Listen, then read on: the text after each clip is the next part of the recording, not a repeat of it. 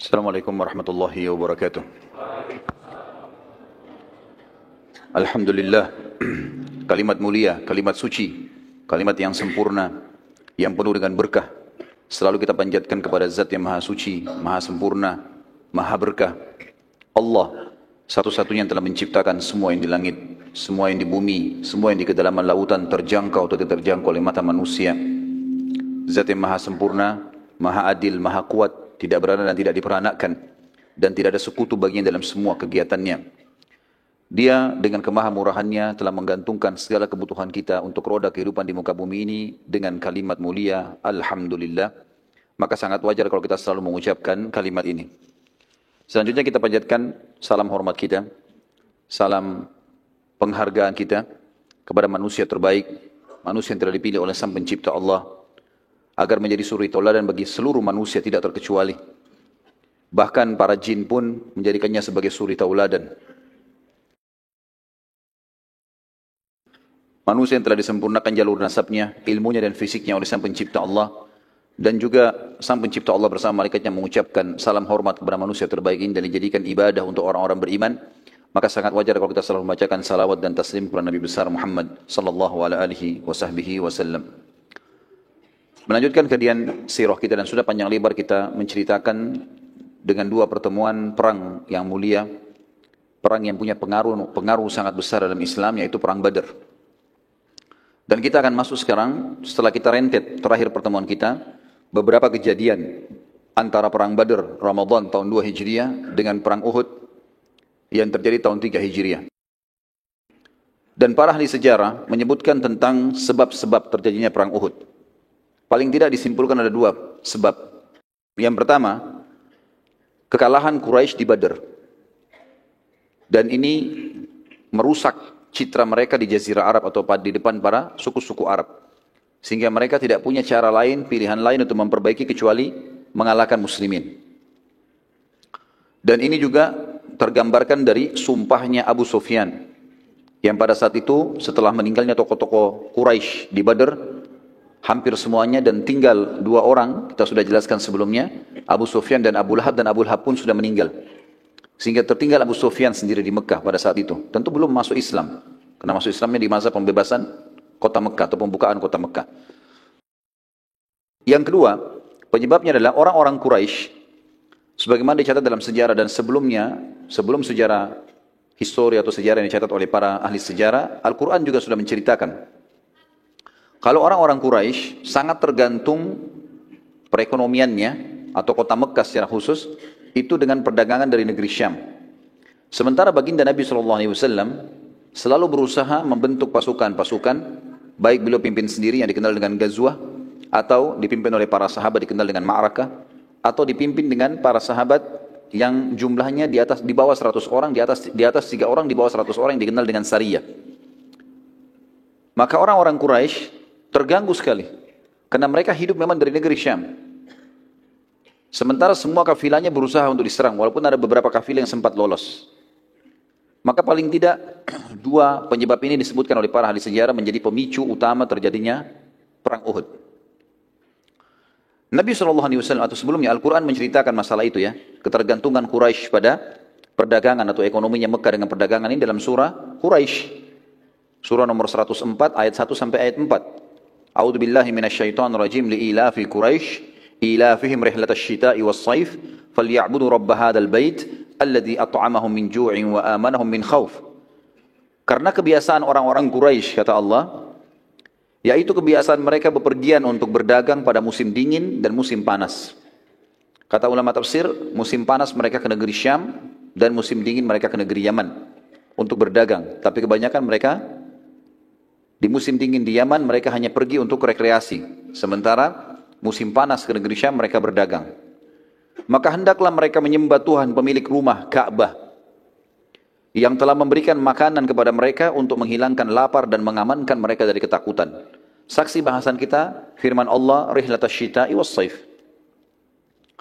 Akhirnya Quraisy karena selalu menemukan kafilahnya dihadang dan pernah saya kasih gambaran ikhwas sekalian, kalau Jazirah Arab di wilayah utaranya Jazirah Arab bagian atasnya itu negeri Syam.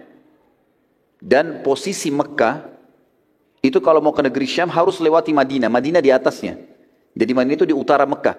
Habis Madinah baru ke negeri Syam. Jadi mereka mau tidak mau harus lewat jalur itu. Nggak ada jalur lain. Waktu itu mereka belum pernah jalur lain. Apalagi mereka harus lewat darat. Maka yang terjadi teman-teman sekalian, mereka sekarang merasa terganggu. Selalu dihadang. Kemudian mereka juga sudah kalah di perang Badar. Jadi tambah takut. Sekarang bagaimana caranya? Mereka ubah jalurnya. Terakhir percobaan mereka adalah mereka melalui wilayah namanya Dhatu Irq. Dhatu Irq ini adalah jalur dari Mekah, mutar ke dekat Jeddah, mutar sampai ke dekat wilayah Najd, wilayah Irak. Jauh sekali. Baru masuk ke negeri Syam. Untuk menghindari Madinah saja. Jadi di sini misalnya mereka ke negeri Syam itu perjalanan sebulan, ini bisa 2-3 bulan baru sampai. Tapi mereka coba lakukan itu. Ternyata baginda Nabi SAW dengar. Ada kafilah mereka keluar menuju ke sana. Maka beliau membentuk Sariyah. Saya sudah bilang tadi Sariyah bagaimana jumlahnya? 3 sampai 100. Di atas 100 pasukan. Tidak dikatakan Sariyah. Gitu. Maka dibentuklah Sariyah dipimpin oleh Zaid bin Harithah radhiyallahu anhu. Dan sementara pada saat itu orang-orang Quraisy sama sekali tidak sangka. Sama sekali tidak menyangka. Ternyata Sariyahnya Zaid bin Harithah berhasil menghadang kafilah sebelum tiba di negeri Syam. Dan akhirnya mengambil semua yang ada di dalam kafilah tersebut, membawa ke Madinah.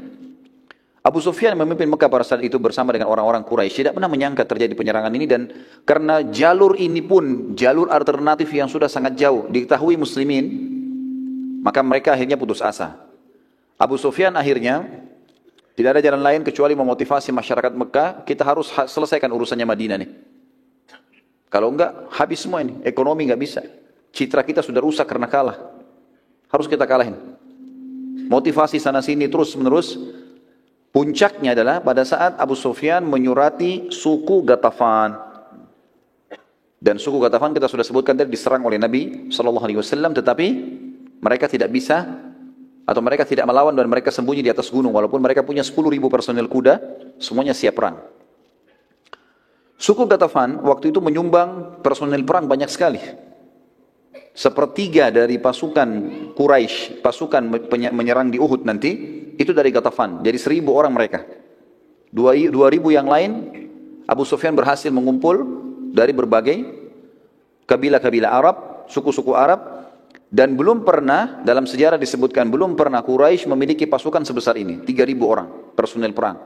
Selama ini 1.000 itu sangat luar biasa. 1.000 itu waktu menyerang Badar, itu sudah dianggap pasukan intinya Quraisy, itu pun kalah. Teman-teman sekalian,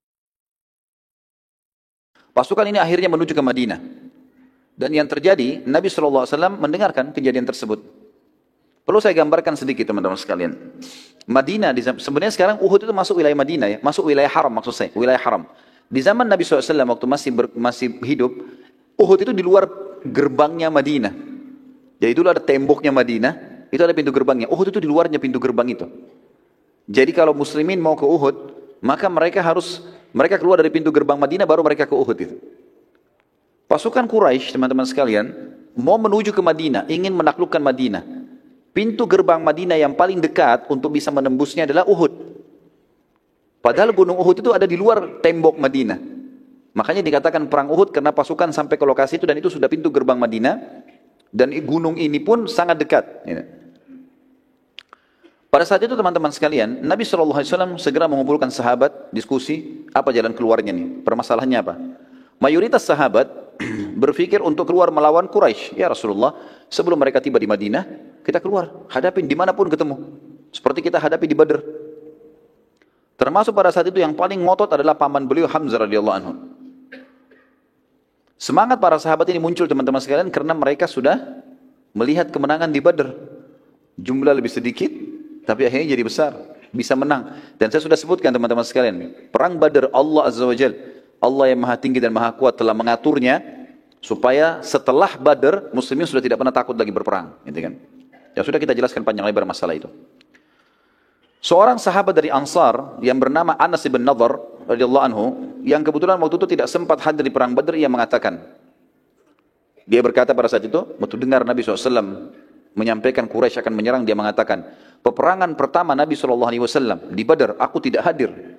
demi Allah, bila setelah hari ini, maksudnya setelah kejadian Badar, ada pertempuran lagi yang dipimpin oleh Nabi SAW melawan Quraisy, maka aku akan melakukan apapun yang membuat Allah Azza wa Jalla ridha, terima. Pada saat itu Nabi SAW keluar ke Badar. Tentu kita ingatkan kembali, kenapa sahabat ini tidak ikut dan kenapa banyak sahabat tidak ikut? Karena Nabi SAW waktu itu hanya mengiklankan, siapa yang mau ikut silakan. Ini bukan mengatakan jihad, ayo pergi, nggak ada. Sehingga jadi wajib, pilihan. Siapa yang mau ikut silakan, kita mau menyerang kafilah Abu Sufyan, kan gitu. Makanya ada sahabat banyak yang luput pada saat itu. Anas bin Nadhr radhiyallahu anhu lalu memotivasi Nabi SAW. Dia terus mengatakan, ya Rasulullah, kita keluar melawan ya Rasulullah. Kami kehilangan kesempatan Badr, kami kehilangan kesempatan mati syahid. Terus dia motivasi Nabi SAW. Dia mengatakan, ya Rasulullah, ayo keluar. Dengan beberapa sahabat termasuk Hamzah. Sampai akhirnya, Nabi SAW mengatakan, kalau pendapat saya, maka saya akan bertahan di Madinah. Kalau pendapat saya bertahan dalam benteng. Karena pasukan mereka besar dan sudah keluar. Kalau sampai pasukan muslimin dikalahkan di luar, mereka punya kesempatan, karena niatnya sudah mau masuk ke Madinah, punya kesempatan untuk masuk ke menguasai Madinah. Maka lebih baik kita tunggu saja di sini. Kita lebih kuat dalam benteng. Lalu Nabi SAW mengatakan, aku memilih bertahan di Madinah, karena aku telah melihat mimpi. Itu perkataan Nabi SAW. Para sahabat mengatakannya, Rasulullah, apa yang anda lihat? Kata baginda Nabi SAW dalam hadis Bukhari, aku melihat seekor sapi disembelih. Aku juga melihat pada pedangku terdapat kebengkokan atau retak. Aku juga melihat aku masuk dan berlindung dalam baju perang yang kokoh. Para sahabat bertanya, lalu apa penakwilannya Rasulullah? Kata Nabi SAW, aku menakwilkan sapi yang disembelih adalah sahabat-sahabatku, beberapa sahabatku yang akan terbunuh. Sementara kebengkokan pada pedangku atau retaknya, adanya salah satu kerabatku yang akan terbunuh, dan aku masuk ke dalam baju perang yang kokoh, aku takwilkan kota Madinah. Oleh karena itu, aku memilih untuk bertahan di Madinah. Tapi pada saat itu para sahabat mengatakannya, Rasulullah, itu takwil mimpi, wahyu, atau penyampaian dari anda? Nabi SAW mengatakan itu penyampaian dari saya. Takwil, kalian tanya takwil, ini saya takwilkan. Gitu kan? Maka di sini para sahabat mengatakan, ya Rasulullah, izinkanlah kami berperang, keluarlah. Terus saja mereka memotivasi dan mendorong Nabi SAW untuk keluar. Beberapa sahabat sampai beliau mengatakan, baiklah, kalau gitu bersiap-siaplah. Lalu Nabi SAW pun pulang ke rumah beliau dan beliau mempersiapkan baju perangnya. Waktu Nabi SAW masuk ke dalam rumahnya, para sahabat akhirnya berbicara satu sama yang lain. Ini jangan sampai kita ini melakukan dosa, kita melanggar Nabi SAW, kita menyuruh beliau keluar, pada beliau mau bertahan di Madinah. Sampai akhirnya mereka tunggu depan pintu rumah Nabi SAW. Waktu beliau SAW keluar dari rumahnya dengan pakaian perang yang lengkap, beberapa sahabat menghampiri sambil berkata, wahai utusan Allah, bila anda ingin tetap di kota Madinah, maka kami pun ikut saja bertahan di Madinah. Lalu keluarlah sabda Nabi SAW yang masyhur dalam riwayat yang sahih, tidak pantas bagi seorang Nabi yang telah mengenakan baju perang, membatalkan niatnya sampai Allah memberikan keputusan. Siapa yang menang atau kalah antara dia dengan musuhnya. Gak bisa lagi. Sudah pakai baju perang begini gak bisa lagi. Ini teman-teman sekalian, saya berikan sebuah note di sini di tulisan saya. Saya mengatakan ini jelas sekali bagaimana seorang mukmin harus punya tekad yang kuat kalau itu adalah kebenaran. Tadinya dia ragu mengerjakan yang mana, tapi kalau dia sudah pilih sebuah keputusan dan itu juga benar dalam agama, tidak usah ragu. Itu penting untuk dilakukan karena keraguan dalam memilih satu keputusan dan terus-menerus larut ini membuat masalah. Apalagi kondisinya seperti ini, Madinah akan diserang. Salah satu yang tidak setuju keluar pada saat itu, waktu Nabi SAW sudah keluar, pasukan sudah mulai berkumpul, adalah pimpinan orang munafik yang sudah masyhur, Abdullah bin Ubaidillah bin Salul. Lalu dia berkata, wahai Rasulullah, aku melihat kita bertahan di Madinah saja. Karena belum pernah kami, masyarakat Madinah, karena dia dari suku Khazraj, menghadapi musuh di dalam atau di luar, kami menghadapi musuh di dalam kota Madinah kecuali kami mengalahkan musuh kami. Dan sebaliknya, setiap kami menghadapi musuh di luar Madinah kecuali kami dikalahkan.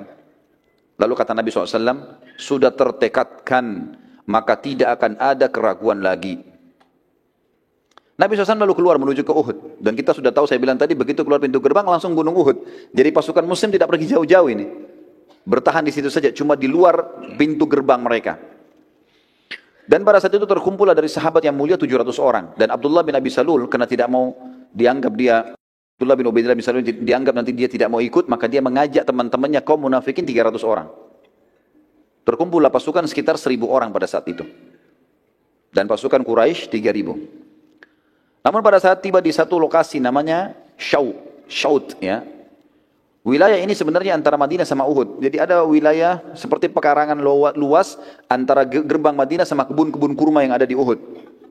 Tiba-tiba saja Abdullah bin Ubaidillah bin Salul setelah melihat lokasi dan keluar, lalu dia berkata kepada sukunya, dari kaum munafikin, dari suku Khazraj. Dia mengatakan, kita balik saja. Dan tidak ada gunanya kita ikut. Kalau pasukan ini kalah, maka kita masih hidup di Madinah. Tujuannya dia sebenarnya adalah untuk mematahkan semangatnya kaum muslimin. Kemudian, pada saat dia mau pergi pun, beberapa sahabat mengatakan, ya Rasulullah, Abdullah menarik pasukannya. Kata Nabi SAW, biarkan saja. Mungkin Allah ingin membersihkan muslimin. Maka tertinggallah 700 orang. Pada saat 300 pasukan itu kembali ke Madinah, terdapat pula 2 suku dari Ansar, dari mukminin sempat ikut-ikutan ke Madinah. Karena terpengaruh oleh 300 pasukan tadi. Mereka adalah suku Salamah dan suku Harith. Sempat 2 suku ini juga mau ikut. Jumlahnya mendekati 100 orang. Banyak sekali. Sempat mau ikut, tapi mereka akhirnya kembali setelah dikejar dan dimotivasi kembali oleh seorang sahabat yang mulia bernama Abdullah bin Amr bin Haram. Ayahnya Jabir bin Abdullah. Radhiyallahu anhum ajma'in, sempat mengejar mereka dan mengingatkan besarnya pahala jihad di jalan Allah, terlebih lagi bersama Nabi SAW. Akhirnya kedua suku tadi kembali bergabung dengan muslimin. Sementara yang 300 bersama Abdullah bin Ubaidillah bin Salul tetap menolak, maka Abdullah pun akhirnya meninggalkan pasukan muslimin dan masuk ke Madinah, lalu kemudian mencela-cela pasukan muslimin dari atas benteng Madinah. Pasti kalian kalah, pasti kalian susah, pasti kalian begini, dengarlah. Seperti gitulah.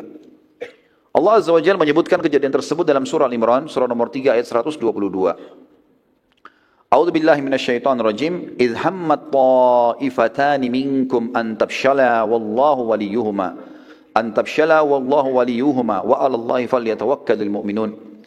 Ketika 2 golongan daripadamu, yaitu Bani Salamah dari suku Khazraj dan Bani Harith dari suku Aus, yang tadi mau ikut sama orang-orang munafik, ingin mundur karena takut, padahal Allah adalah penolong bagi kedua golongan itu. Karena itu hendaklah kepada Allah saja orang-orang mukmin bertawakal.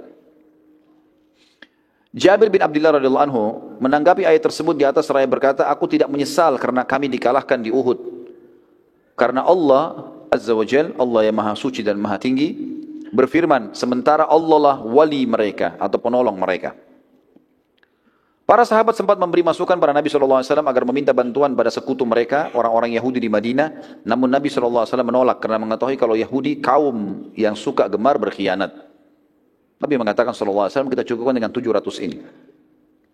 Tiba di lokasi Uhud teman-teman sekalian, baginda Nabi SAW lalu kemudian mengatur strategi dengan para sahabat karena Quraisy belum tiba. Kata beliau, tunjukkan, kata Nabi SAW kepada sahabat, tunjukkan saya jalan menuju ke satu lokasi yang menjadikan Uhud di punggung kita. Dan itu tidak melewati lokasi yang umumnya, bukan dari pintu gerbang menuju ke sana. Tujuannya agar orang-orang munafik yang ada di atas benteng dan orang-orang Yahudi itu supaya tidak tahu ke arah mana pasukan muslimin berkemah dan tidak memberitahukan kepada Quraisy. Maka ada seorang sahabat mengatakannya, Rasulullah, saya tunjukkan kepada anda dan kita harus melewati kebun-kebun kurma. Pada saat itu penuh dengan pohon kurma tentunya, dan sampai sekarang di sekitar Uhud itu penuh sekali, banyak pohon-pohon kurma, tapi sebagian sudah dibongkar menjadi lokasi pemukiman. Dan Nabi SAW meminta ini agar betul-betul beliau sudah ada di lokasi peperangan, memilih lokasinya, menjadikan gunung di belakangnya. Juga di dekat gunung itu yang ada kebun-kebun kurma yang Nabi SAW menjadikan target, ada sumur-sumur agar para mujahidin bisa minum. Saat tiba di lokasi itu atau sementara ke sana, mereka melewati kebun satu orang munafik namanya Rubai'i bin Qaidi. Rubai'i ini orangnya buta dan dia munafik. Dia dengar Abdullah bin Abi Salul dan teman-temannya sampaikan, pasukan Muhammad lagi menuju ke kebunmu, jangan kau biarkan lewat. Maka dia berusaha mengatakan, jangan lewat kebunku. Waktu Nabi SAW pamit baik-baik, pamit sama dia, suruh pasukan biarin lewat. Dia bilang jangan lewat kebun, nanti kalian merusaknya. Lalu terus saja dia menolak. Tidak ada jalan lain untuk memutari di sekitar tebing-tebingnya atau sekitar lerengnya Uhud, harus lewat kebunnya orang ini. Maka pada saat itu para sahabat pun akhirnya mengatakan kepada Nabi SAW, ya Rasulullah tidak ada jalan lain. Kata Nabi SAW, jalanlah. Lewatin kebunnya. Jangan sampai dirusak. Kata beliau, biarkan saja dia, sungguh dia buta mata dan buta hatinya. Lewati tapi jangan buat rusak. Maka lewatlah pada saat itu, dan Rubai sempat mencaci maki muslimin tapi tidak dihiraukan. Nabi SAW saat selesai menyusun, tiba di lokasi yang diinginkan. Tentu kalau kita berada, biasanya kalau saya bimbing umroh teman-teman sekalian, di lokasi Uhud saya tunjukkan. Ada memang titik di mana pasukan pada saat itu tiba di sebelah pinggiran gunung Uhud. Ya. Dan itu memang kalau dilihat posisinya, Uhud di belakang dan Mekah di hadapan gitu. Posisinya pas seperti itu. Di sebelah kirinya pasukan itu ada Bukit Pemanah. Bukit Pemanah. Yang berada antara lokasi pasukan muslimin dengan gerbangnya Madinah. Nabi SAW memberi instruksi penting pada saat itu kepada para pemanah. Keluar 50 orang, kalian harus ada di atas sana. Dipimpin oleh Abdullah bin Jubair radhiyallahu anhu. Naik di atas sini. Jangan tinggalkan bukit ini. Sampai ada instruksi dariku. Walaupun kalian lihat pasukan menang atau kalah. Pokoknya kita menang atau kita kalah, jangan tinggalkan bukit ini. Pesan. Baiklah, naik semuanya 50 orang. Dan pemanah zaman dulu teman-teman sekalian, itu sama dengan sniper kita sekarang. Ahli tembak. Bahkan kalau orang-orang yang mahir, mereka bisa melepaskan beberapa anak panah dengan satu tarikan. Gitu kan? Dan itu kalau tepat sasaran, dia bisa membunuh beberapa orang. Maka ini kekuatan muslimin di situ tadi. 50 orang ditaruh di bukit pemanah, dan 650 bersama Nabi SAW. 649 sama Nabi SAW. Allah Azza wa Jal menjanjikan bila sahabat bersabar dalam perang Uhud dan patuh pada perintah Nabi SAW. Ini janji Allah. Kalau mereka patuh, ikuti instruksi Nabi, akan membantukan 3.000 pasukan dari malaikat. Di Badr ada berapa malaikat? 1.000. Sudah kita jelaskan tadi. Ini 3.000 dijanjikan dari malaikat. Bahkan bila disiplin, mereka patuh, Nabi bilang serang, tidak, maka Allah janjikan menurunkan 5.000 malaikat. Jumlah orang kafir 3.000. Allah mau turunkan seimbang. Jumlah kafir 3.000, malaikat 3.000. Di perang Badar, jumlah kafir 1.000 turun 1.000 kan gitu. Tapi Allah janjikan untuk menenangkan muslimin, kalau kalian sabar, disiplin, patuh, 5.000 saya turunkan. Allah ceritakan dalam surah Al-Imran. Surah nomor 3, ayat 123 sampai 125. A'udzu billahi minasyaitonir rajim. Wa laqad nasarakumullahu bi Badrin wa antum adhillah. Fattaqullaha la'allakum tashkurun. Idz taqulu lil mu'minina alan yakfiyakum ay yumiddakum rabbukum bi 3,000 minal malaikati munzalin. Bala in tasbiru wa tattaqu wa ya'tukum min fawrihim hadha yumdidkum rabbukum bi 5,000 minal malaikati musawwimin. Sungguh Allah telah menolong kalian dalam peperangan Badar. Waktu itu jumlahnya lebih sedikit, senjatanya lebih sederhana. Padahal kamu pada saat itu adalah orang-orang yang lemah. Karena itu bertakwalah kepada Allah supaya kalian atau kamu mensyukurinya. 1, 2, 3-nya. 1, 2, 4-nya. Ingatlah, ketika kalian mengatakan atau kamu berkata, hai Muhammad, kepada orang-orang mukmin, apakah tidak cukup bagi kalian Allah membantu dengan 3.000 malaikat yang diturunkan dari langit? Ayat 125, ya pasti sudah cukup. Tapi ketahuilah, jika kalian sabar, kalian bersiap siaga, disiplin, patuh, Allah menjanjikan loh, mereka Allah akan mendatangkan, dikatakan dan jika kalian bersabar dan bersiap siaga dan mereka datang menyerang kalian dengan seketika pun, niscaya Allah akan menolong kalian dengan 5.000 malaikat yang memakai tanda-tanda. Kata ulama tafsir yang dimaksud di sini adalah kalau para sahabat mematuhi, tidak satu pun melanggar titah Nabi SAW, pasti menang. Seperti itulah. Pasukan muslimin terdiri dari 70 orang pasukan kuda, 50 prajurit pemanah, dan sisanya pasukan pejalan kaki. Dari pasukan musyrikin, Quraisy terdapat 200 personil yang menunggangi kuda, yang pada saat itu dipimpin oleh Khalid bin Walid sebelum masuk Islam. Mereka tidak ikut berperang dan tugasnya 200 orang. Dari 3.000 ini, 200 ke samping medan perang. Kalau dari Bukit Pemanah itu kita bisa lihat ke arah kiri, kalau satu waktu antum mengunjungi ke sana. Kalau kita lihat ke arah kota Madinah, kita akan temukan di depan kita ada seperti lembah. Lembah itu dulu agak curam dan di situ pasukan Khalid bin Walid bersembunyi. Ya kan? 2.800 maju masuk bersama pasukan Quraisy. Mereka tidak ikut berperang Khalid bin Walid tentunya dan memantau peperangan dari jauh dan mencoba melihat kekuatan muslimin ada di mana. Tetapi posisi pasukan 50 Khalid bin Walid ini, pasukan Khalid bin Walid yang 200 diketahui oleh 50 pemanah Nabi SAW. Maka Abdullah bin Jubair sempat mengatur strategi di atas 50 orang ini dibuat melingkari gunung. Bukit pemanah dibuat melingkari. Sehingga mereka bisa memanah ke seluruh penjuru. Gitu ya. Termasuk ke pasukan 200 orang ini, kalau mereka coba maju menyerang muslimin dari belakang. Kita dengarkan ada subjudul teman-teman sekalian tentang motivasi perang Nabi SAW untuk para sahabat. Dan ini termasuk sunnah Nabi SAW. Setiap kali pasukan sudah berhadapan, supaya jiwa-jiwa siap untuk berperang, dimotivasi. Dan kita sudah dengar bagaimana motivasi Nabi SAW di Badar. Sekarang kita lihat motivasi Nabi SAW di Uhud. Di antaranya adalah, kalau di tulisan saya berikan huruf A. Artinya ada beberapa pilihan. Yang pertama, kisah anak-anak yang ikut perang. Anak-anak di sini maksudnya adalah dianggap umur yang masih sangat muda. Dalam pasukan muslimin terdapat anak-anak yang masih kecil yang juga ikut berperang dari dalam kota Madinah dan sempat tiba di medan perang. Namun Nabi SAW memilah mereka dan ada yang dipulangkan karena tidak layak ikut perang terlalu kecil dan ada juga yang dibiarkan ikut oleh Nabi SAW. Di antara kisah yang unik di sini adalah ada seseorang yang ditolak oleh Nabi SAW yang bernama Abdullah bin Umar dan Usama bin Zaid radhiyallahu anhuma. Ini ditolak oleh Nabi SAW. Dianggap masih umur 12 tahun, 13 tahun waktu itu. Dipulangkan, tidak boleh ikut. Namun terdapat anak-anak lain yang diikutkan oleh Nabi SAW karena keterampilan mereka. Di antara kisahnya adalah terdapat seorang anak kecil yang berumur 13 tahun.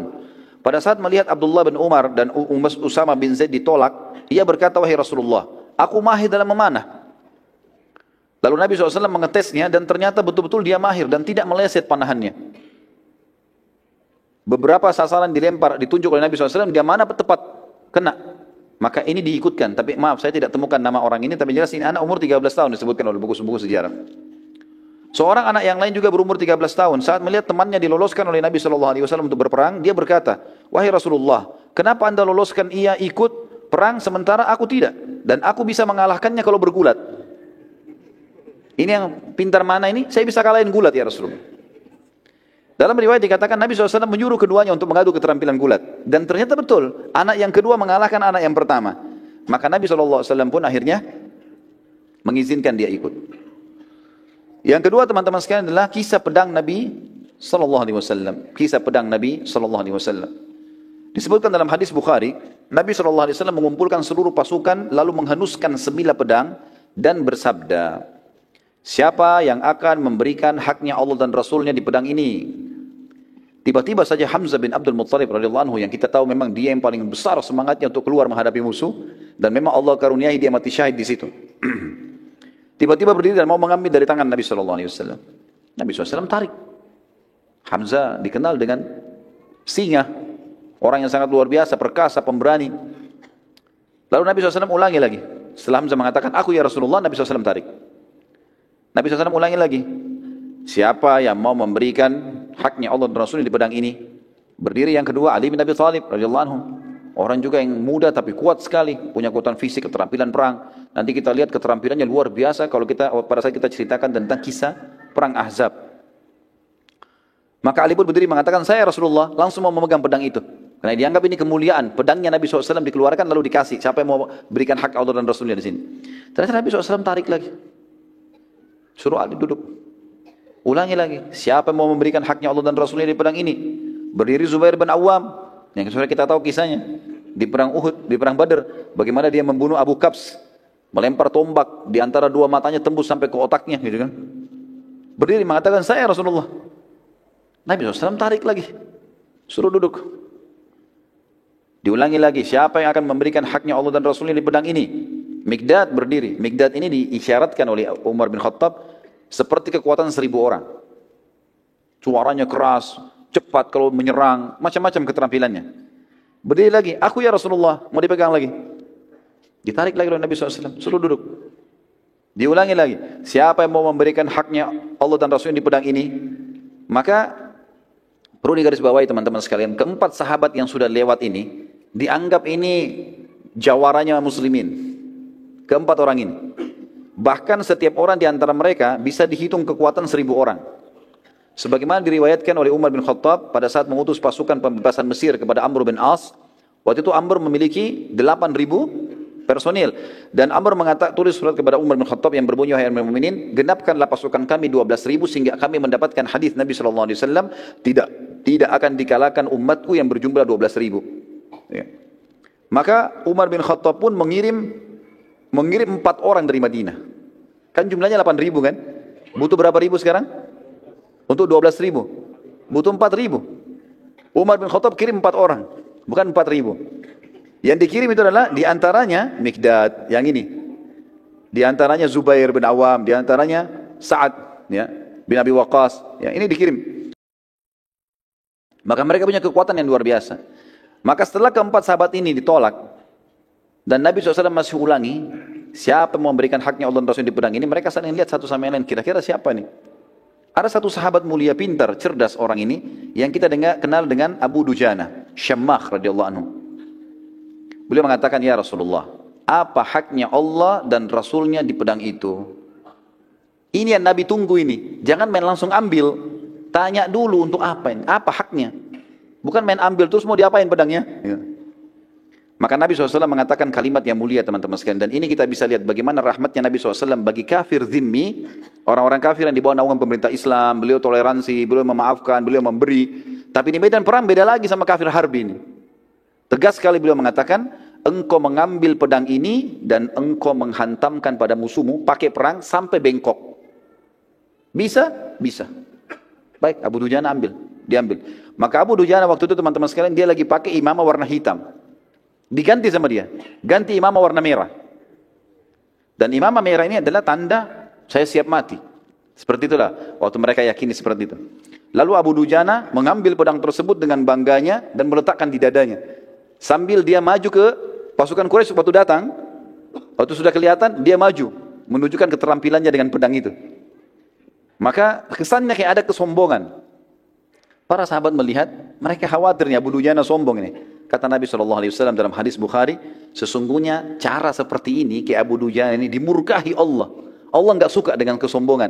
Kecuali di tempat ini. Di depan musuh silahkan. Tunjukkan, nggak ada masalah. Seperti itulah. Baik, kita lanjut sebentar ya. Maka Ka'ab radhiyallahu anhu berkata, aku sempat penasaran ingin tahu seperti apa Abu Dujana memberikan haknya Allah dan Rasul di pedang itu. Abu Dujana sudah bawa nih, perang berkecamuk. Apa yang dia lakukan nih? Kata Ka'ab, sampai saya tidak nyerang musuh, hanya ikuti Abu Dujana. Lihat dia buat apa ini dengan pedang itu. Lalu aku pun mengikutinya dari belakang, ke kiri, ke kanan, dia nyerang musuh, terus dilihat. Saat itu di kancah peperangan terdapat seseorang dari pasukan kafir Quraisy sangat kuat, tidak terkalahkan. Setiap kali dia memukul, setiap kali dia datang, banyak di antara pasukan muslimin menghindar dari orang itu. Karena kuatnya kelihatan, kekar, pedangnya besar gitu kan. Kata Ka'ab, saya berdoa sama Allah di kancah peperangan supaya ketemu dengan Abu Dujana. Maka dia bilang, Allah pun menerima doa saya. Tiba-tiba keduanya bertemu. Padahal tadinya terpisah di medan perang. Tiba-tiba berhadapan dan tiba-tiba saling menyerang. Maka saya pun menyaksikan pertempuran yang terjadi yang sangat dahsyat. Sampai debu-debu pada berterbangan, saling nyerang satu sama yang lain. Terus saja, dengan kekuatan-kekuatan yang luar biasa. Abu Dujana dipukul, dia tangkis sama perisainya. Abu Dujana menyerang, orang itu juga menangkis. Terus, sampai debu berterbangan sana-sini. Kata beliau, sampai akhirnya Abu Dujana pada saat itu saling pukul dengan sangat keras. Maka perisai Abu Dujana lepas dan pedang orang kafir itu melengket. Dan Abu Dujana juga menghantam perisai musuh, pecah. Akhirnya kena si kafir, terbelah bagian kepalanya, mati, gitu kan. Abu Dujana rupanya dengan hikmah Allah ini dia tahu kalau Ka'ab ada di belakangnya. Begitu selesai dia bunuh orang kafir, dia mengatakan, dia balik ke arah Ka'ab, wahai Ka'ab, apa pendapatmu? Dari tadi ini kau tunggu, apa pendapatmu sekarang? Maka akhirnya Ka'ab pun mengatakan, engkau telah memberikan haknya dan Rasulnya. Dan di sini teman-teman sekalian, tidak masuk dalam masalah sombong di sini, tidak masuk. Fa amma bi ni'mati rabbika fahadits, masuk dalam firman Allah di sini. Dia melakukan apa yang Allah Rasul perintahkan, maka dia bisa mengatakan, saya sudah melakukan. Sudah lihat kan saya sudah lakukan? Gitu. Seperti itulah ya. Bagaimana hajimu kemarin? Ya saya sudah coba lakukan semaksimal mungkin. Enggak ada hubungannya dengan riya kecuali dia niat untuk itu. Jadi harus dibedain mana yang boleh, mana tidak boleh. Maka di sini Abu Dujana tidak sama sekali hubungannya dengan riya, tapi beliau tunjukkan karena ini orang memang mau lihat nih, saya sudah kasih haknya. Sampai kalau bukan pedang ini bengkok, kepalanya dia yang bengkok gitu kan. Allahu a'lam. Baik, kita lanjutkan sebentar insyaallah dengan kisah-kisah yang lain. Subhanakallahumma bihamdika asyhadu an la ilaha illa anta astaghfiruka wa atubu ilaik. Assalamualaikum warahmatullahi wabarakatuh. Assalamualaikum warahmatullahi wabarakatuh. Alhamdulillah wassalatu wassalamu ala Rasulillah. Segala puji bagi Allah Subhanahu wa taala, juga salawat dan taslim kepada Nabi besar Muhammad sallallahu alaihi wasallam.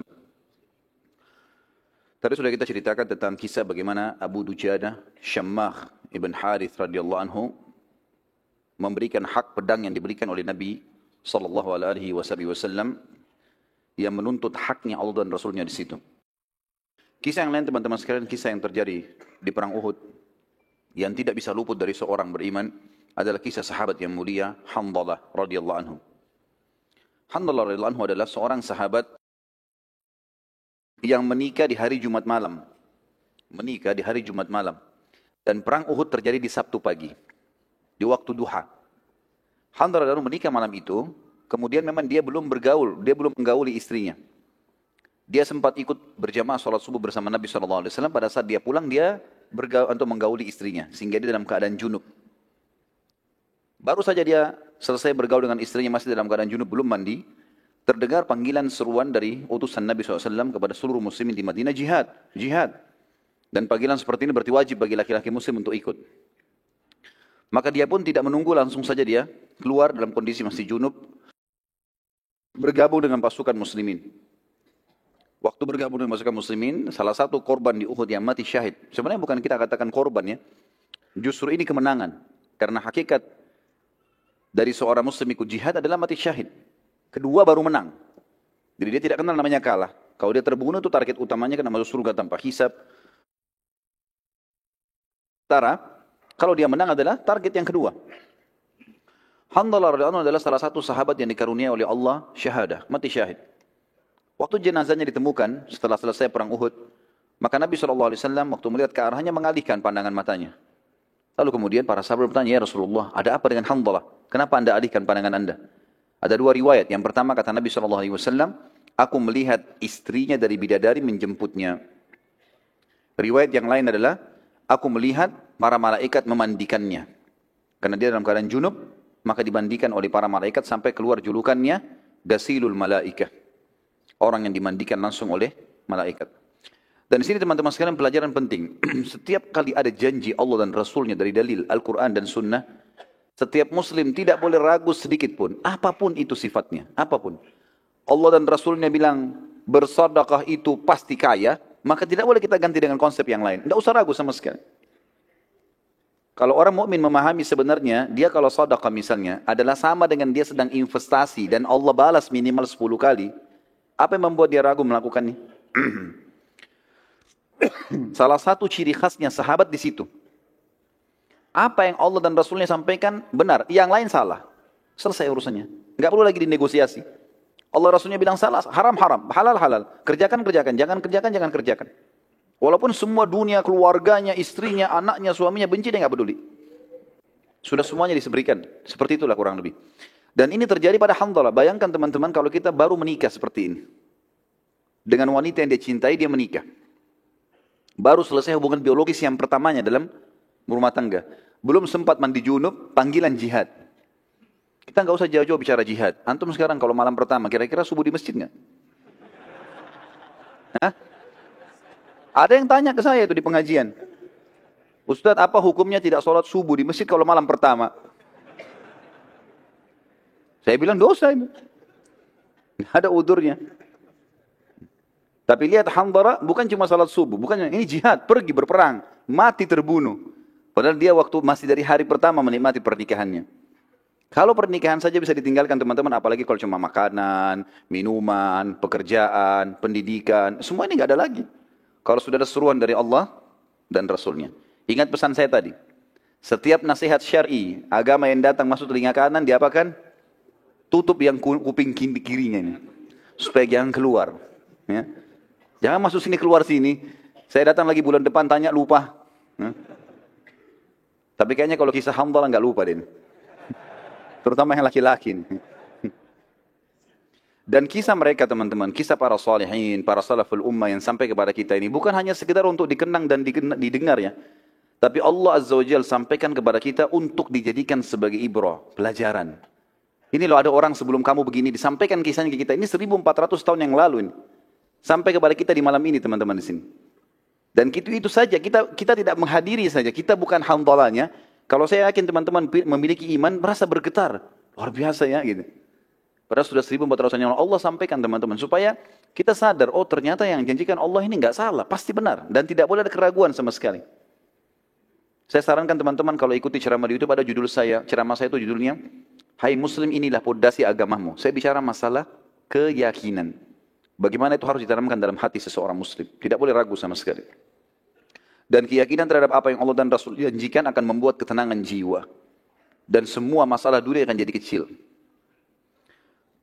Kisah yang unik juga yang terjadi di Uhud teman-teman sekalian. Kisah dua orang, Khuwairik, pendeta Yahudi, dan Kazman, salah satu penduduk asli Madinah. Pada saat seruhan Nabi SAW dikumandangkan hari Sabtu pagi di waktu duha, jihad, Khuwairik ini pendeta Yahudi, dia dengar. Tiba-tiba Khuwairik dalam riwayat Sahih dikatakan berdiri lalu memotivasi para Yahudi dari menara benteng mereka. Hai Yahudi, keluarlah, masuk Islamlah. Kalian tahu Muhammad adalah utusan Allah. Demi Allah kalian membaca dalam kitab kalian Taurat. Ciri-cirinya disebutkan. Nenek moyang kalian hijrah ke Madinah gara-gara Nabi ini. Sekarang dia kumandangkan jihad. Mati masuk surga. Keluarlah. Pendeta yang panggilin. Pendeta mereka. Apa jawaban orang Yahudi? Hai Khuwairik, hari Sabtu. Hari Sabtu, hari raya. Nggak boleh perang, nggak usah perang. Nggak boleh apa-apa. Agama kita. Khuwairik tahu Taurat. Apa kata Khuwairik? Tapi ada dalam kitab Taurat isi ayat yang diperintahkan kepada Musa AS. Karena nabi-nabi sebelum Nabi Muhammad SAW hidup sezaman. Seperti Nabi Musa AS sezaman dengan mertuanya Syuaib AS. Dalam salah satu ayat Taurat itu ada isinya. Kalau Musa AS berdakwah di Mesir sama Palestina. Bila di wilayah lain ada nabi yang Musa tahu, Musa beritakan itu nabi, kemudian dia panggil jihad, yang di sini harus bantu yang di sana. Baiklah, kalian tidak beriman pada Muhammad, tapi kalian tahu dia nabi, Yahudi semua tahu. Ikuti ayat Taurat, bantu dia, minimal bantu.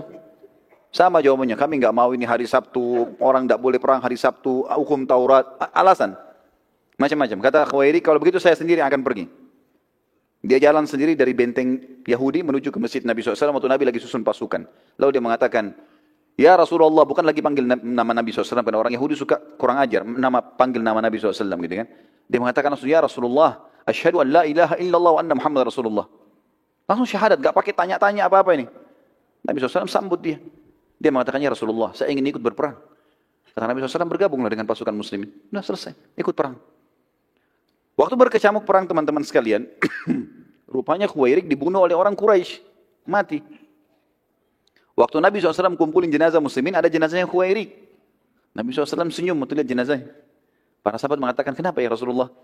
Ini seperti kasus yang tadi Hanzalah, tapi ini berbeda. Kata Nabi SAW senyum, kalau siapapun yang ingin melihat penghuni surga belum pernah sujud sekalipun, ini orangnya. Ini orang baru syahadat di waktu duha. Duhur kan belum masuk ya. Sebelumnya subuh dia belum ada kewajiban, masih dalam keadaan Yahudi. Duhur belum tiba wajib, dia meninggal di waktu duha, baru syahadat, berapa jam kemudian mati syahid. Siapa yang ingin melihat penghuni surga yang belum pernah sujud sekalipun, ini orangnya. Kebenaran agama Islam. Siapapun yang syahadat, asal dia tulus masuk surga. Kisah yang lainnya, dan saya satukan dalam tulisan saya adalah Kazman. Siapa Kazman ini? Ada satu orang dari Ansar, dia sudah ucapkan syahadat Muslim. Orangnya pemberani. Di kancah perang teman-teman sekalian, dia tebas musuh sana, tebas musuh sini. Berani sekali, sampai dalam satu kali serangan bisa menebas beberapa orang musuh. Maka para sahabat memuji, mengatakan, orang ini, Kazman ini di surga. Kalau dia terbunuh ini, mati syahid ini. Luar biasa, bunuh banyak orang kafir. Karena ada hadis Nabi SAW tidak akan bersatu muslim sama kafir di neraka. Yang dia sempat bunuh di medan perang, ini masuk neraka, ini tidak akan bersatu sama dia. Dia akan masuk surga gitu. Maka Nabi SAW mengatakan, tidak, dia di neraka. Para sahabat penasaran, kok bisa Nabi bilang di neraka, tapi ini lagi berkecamuk perang. Nggak ada waktu untuk bertanya. Mereka ikuti Kazman. Dari belakang diikuti. Kenapa ini Nabi bilang dia di neraka? Ternyata serang demi serang terjadi, ada satu musuh kafir menebas bagian kakinya, berdarah bagian betisnya, sobek. Karena dia kesakitan, dia keluar dari kancah peperangan, lalu dia turun dari kudanya, kemudian dia ambil pedangnya, ditusuk dirinya. Lalu dia mengatakan, sesungguhnya saya berperang untuk membela kaum saya.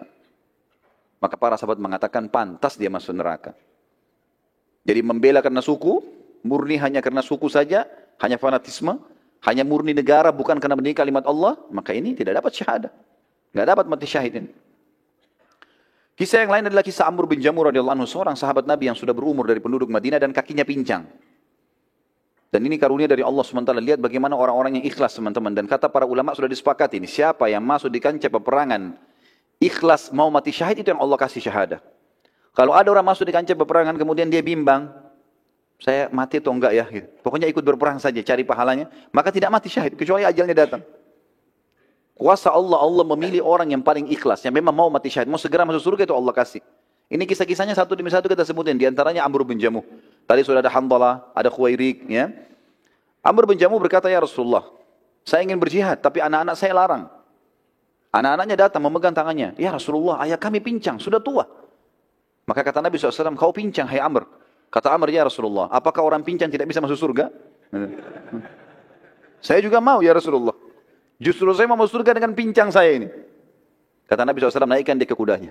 Biarin dia ikut. Ikut berperang, terbunuh mati syahid. Radhiyallahu anhu. Ya. Lihat bagaimana semangat sahabat teman-teman sekalian. Pincang enggak menghalangi untuk itu. Sebagian orang, saya enggak tahu di sini ada atau tidak. Baru gerimis enggak ke masjid. Enggak tahu kalau ada di sini hadir. Ya. Merasa alhamdulillah. Ya. Baru gerimis enggak mau ke masjid. Baru ngantuk sedikit enggak mau hadir di majelis ilmu. Bagaimana kalau jihad ini? Ya. Umroh mau cukur rambutnya bimbang. Sampai kadang-kadang saya bilang sama jemaah saya, baru rambut pak, belum darah, baru gundul. Baru mau gundul gitu. Bagaimana caranya tidak mau berkorban untuk Allah dan Rasulnya ini? Padahal Allah yang membuat di urat saraf kita mengalir darah-darahnya, otot-otot dia yang rangkaikan dengan tulangnya segala macam, lalu kita tidak mau berkorban untuknya. Ambil pelajaran teman-teman dari para sahabat ya. Enggak setengah-setengah, janji Allah dan Rasulnya memang sudah pasti benar, jalani. Yang lain kisah Zubair bin Awam. Jadi ini terulang lagi teman-teman sekalian, hampir mirip dengan kisah Abu Kabs tadi. Rupanya ada lagi di pasukan kafir Quraisy orang yang mirip Abu Kabs di perang Badar tadi. Badannya besar, besi semua dari kepala sampai kaki kudanya, menyerang muslimin, nyusahin. Sahabat ngeluh lagi ke Nabi, ya Rasulullah, ada lagi nih pasukan kafir Quraisy. Nabi panggil lagi Zubair, panggil Zubair, suruh hadapi. Zubair datang lagi. Zubair mengatakan, demi Allah, saya tidak melihat sedikit pun ada celah di mukanya orang ini. Sama tadi, dikelilingi, dicari, sampai Zubair mengatakan, saya melihat kasus yang sama dengan yang di Badar. Celahnya cuma di antara dua matanya. Maka saya pun melempar tombak di tempat yang sasaran itu dan dia mati terbunuh. Sama dengan kasus tadi di Badar. Dan ini juga termasuk teman-teman sekalian sudah saya jelaskan bagaimana seorang muslim memiliki keterampilan dan kejelian. Dan kata Nabi SAW dalam sebuah hadis yang sahih, innallaha yuhibbu min abdin idza amila amalan an yutqinahu. Allah sangat suka, cinta dengan seorang hamba kalau dia kerjakan satu perbuatan dia menguasainya. Jangan terlalu bercabang teman-teman. Kuasai bidang ini, pindah ke bidang lain, setelah ini dikuasai. Lebih baik kita terkenal dengan satu bidang dan kita dikenal itu tuh lebih baik. Nabi Daud alaihissalam fokus sebagai tukang besi. Udah terkenal dengan itu. Walaupun keterampilan lain bisa. Tapi ini ada yang dia dikuasai dengan sangat matang. Gitu kan? Zubair dan para sahabat ini memang banyak mereka menguasai bidang-bidangnya. Dan ini bagian daripada syariat kita. Profesional dalam bidangnya. Keterampilan diikuti dengan kejelian. Kita sebutkan juga beberapa kisah prajurit kafir di kancah peperangan Uhud, teman-teman sekalian. Di antaranya kisah Abu Amir. Abu Amir ini asli penduduk Madinah. Dan dia dulunya berusaha untuk menyatukan Aus dan Khazraj. Dua suku yang nanti dikenal Ansar setelah Islam.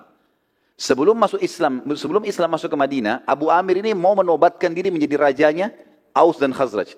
Daripada kalian perang, saya jadi raja kalian, saya akan menyatukan. Dia orang kaya. Subhanallah, dengan hikmah Allah datang waktu Islam mulai masuk ke Madinah, gitu kan? Kemudian Nabi SAW hijrah ke Madinah, seluruh penduduk Madinah ini, Aus dan Khazraj masuk Islam. Dan mereka tidak mau lagi mengangkat Abu Amir sebagai rajanya. Abu Amir kecewa. Karena dia kecewa, dia nggak mau masuk Islam, dia tinggalkan Madinah menuju ke negeri Syam. Waktu dia dengar di perang Uhud, orang-orang Quraisy menyerang Madinah, dia kembali. Lalu kemudian dia masuk ke Madinah dan dia mulai ribut. Dia mengatakan kepada muslimin waktu itu orang Madinah, ngapain kalian ikuti Muhammad? Ikuti saya. Saya dari suku kalian, Muhammad pendatang. Saya akan membuat Quraisy pulang, tidak jadi menyerang kalian. Tapi nggak ada satupun orang yang mau ikuti dia nih. Nggak ada yang dengar, orang sudah tahu, sudah masuk iman dalam hatinya, sudah tahu kalau ini benar. Mana mau didahulukan dia dari Nabi SAW? Nggak mungkin.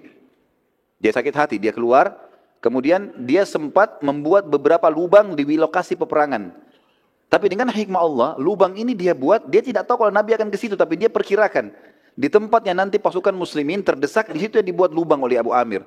Digali lubang cukup dalam, satu orang kalau injak dia akan jatuh. Kurang lebih ukuran 2 orang laki-laki berdiri. Gitu kan? Jadi susah untuk keluar. Dan sempit. Itu ditutup dengan pelapa-pelapa kurma. Dibuat beberapa tempat sama dia. Dan ini nanti salah satu lubang ini yang Nabi SAW jatuh di dalamnya pada saat pasukan muslimin terdesak. Setelah buat lubang-lubang ini, dia bergabung dengan pasukan Quraisy. Dia bergabung dengan pasukan Quraisy, tapi akhirnya dia juga terbunuh bersama dengan pasukan Quraisy.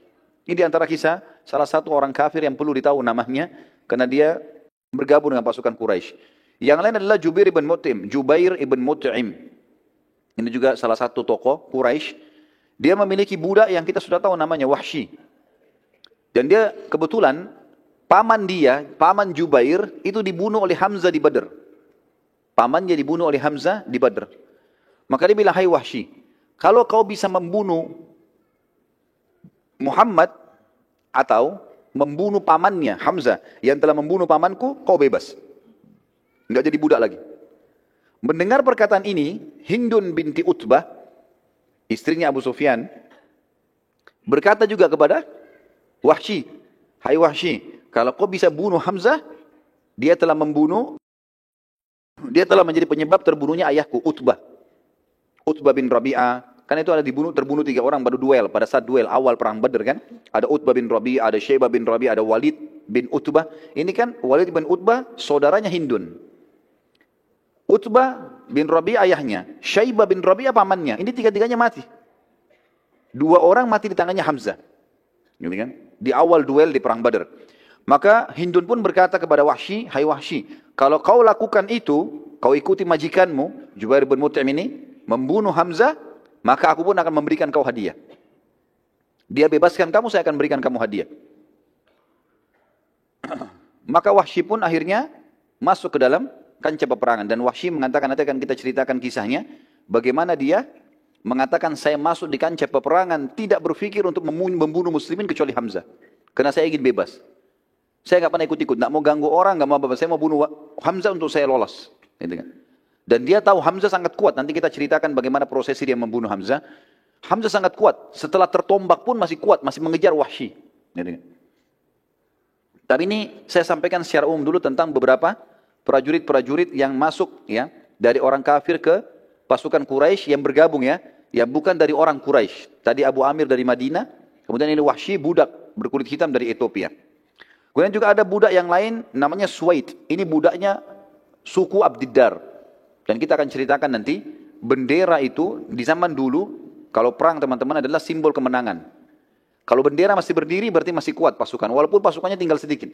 Kalau bendera jatuh walaupun pasukan banyak berarti sudah kalah. Jadi yang pegang bendera ini harus orang kuat karena dia jadi sasaran serangan. Nah Suwaid ini adalah budak Abdiddar yang akan memegang bendera Quraisy terakhir sebelum Quraisy kocar-kacir. Dan dianggap oleh ahli sejarah dia masuk untuk membunuh ya. Dia masuk untuk memegang kembali bendera agar pasukan Quraisy mengalahkan muslimin ya.